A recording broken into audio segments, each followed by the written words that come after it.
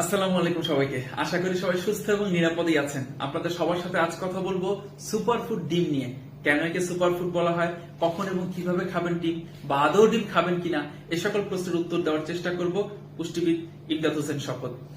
পুষ্টিকর খাবারের দিক থেকে দুধের পরে ডিমের অবস্থান। এর হাই ক্লাস প্রোটিন এবং পাশাপাশি বিভিন্ন ধরনের পুষ্টিকর উপাদানের কারণে একে সুপারফুড বলা হয়। আপনি যদি ডিমকে সিদ্ধ করেন, দেখবেন এর কুসুমের উপর একটি কালো আস্তরণ পাওয়া যায়। এটা আয়রন থাকার কারণে হয়। যাদের শরীরে আয়রনের ঘাটতি রয়েছে তাদেরকে ডিম খেতে পরামর্শ দেওয়া হয়।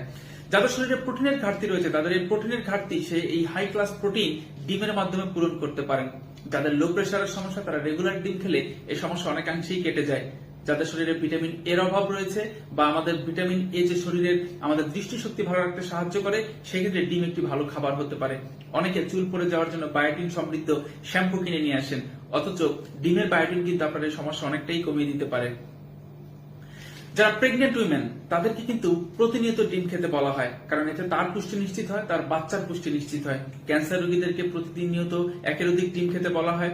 এর পাশাপাশি যারা জিম করেন তাদের কিন্তু শরীরের এই প্রোটিন মাসেল ভেঙে গিয়ে প্রোটিনের যে ঘাটতি তৈরি হতে পারে, সেই জন্য তাদেরকে ডিম খেতে বলা হয়। যারা ওজন কমানোর জার্নির মধ্যে আছেন, দেখবেন সবার খাদ্য তালিকার মধ্যে ডিম থাকে, কারণ ডিম এমন একটি খাবার যার মধ্যে ক্যালোরি কম কিন্তু পুষ্টি অনেক বেশি।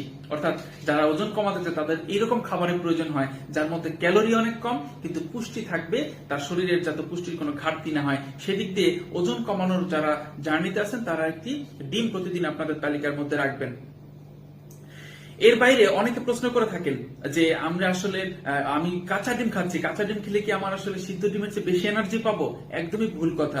ডিমের মধ্যে যে প্রোটিন তার বেশি অংশ থাকে হচ্ছে সাদা অংশে এবং তার থেকে কিছুটা কম থাকে হচ্ছে কুসুমের মধ্যে। আপনি যদি একটি ডিম কাঁচা অবস্থায় খান তাহলে এই প্রোটিন আপনার শরীরে যাবে কিন্তু এটা অ্যাবজর্ব হবে কম, শরীরে থাকবে কম। কিন্তু আপনি যদি সিদ্ধ বা রান্না করে ডিম খান, সেটার প্রোটিন কিন্তু সমপরিমাণ প্রোটিনই শরীরে যাবে, কিন্তু রান্না করা বা সিদ্ধ করা ডিমে কিন্তু আপনার শরীরে এই যে প্রোটিন সেটা থাকবে বেশি।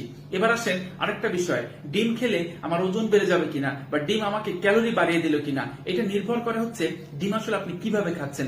এক ডিম কিন্তু অনেক ভাবে খাওয়া যায়। এবার আসেন অনেকে প্রশ্ন করেন যে আপনি কি ডিম সিদ্ধ খাবো আমি, নাকি ভাজি করে খাবো, বা কোন পদ্ধতিতে খাবো?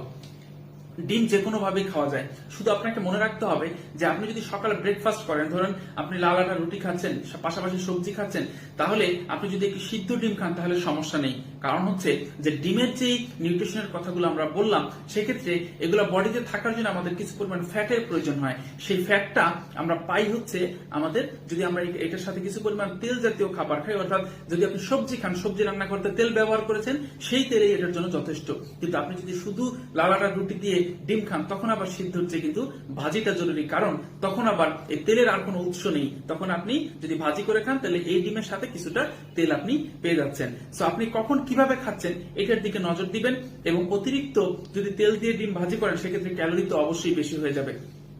আমরা এই জন্য বলে থাকি একজন মানুষের, সুস্থ মানুষের অর্থাৎ 1 বছর বয়সের পর থেকে একজন মানুষের একদম মৃত্যুর আগের দিন পর্যন্ত প্রতিদিন তার ডিম খাওয়ার ক্ষেত্রে বা তার সাধ্যমতো আসলে ডিম খাওয়ার দিকে আমরা নজর দিয়ে থাকি। ডিম খেতে পারবে না 1 বছরের নিচের বাচ্চা যারা, তারা, অথবা কেউ যদি নিশ্চিত থাকে যে আমি ডিম খেলে অ্যালার্জি হয়, এটা পরীক্ষা করে নিশ্চিত হয়েছে, তাহলে তারা ডিম খাবেন না। এর পাশাপাশি আরেকটা সমস্যা থাকে, অনেকে মনে করে যে আমি ডিম খেলে আমার হাইপার টেনশন, আমার উচ্চ রক্তচাপ এটা আরো বেড়ে যাবে। যদি আপনার উচ্চ রক্তচাপ নিয়ন্ত্রণে থাকে এবং আপনি বাকি যে খাবার খাচ্ছেন সেটা যদি নিয়ন্ত্রণ করতে পারেন, তাহলে কিন্তু ডিমের পুষ্টি থেকে নিজেকে বঞ্চিত করা উচিত হবে না। সেক্ষেত্রে কিন্তু আপনি ডিম খেতে পারেন।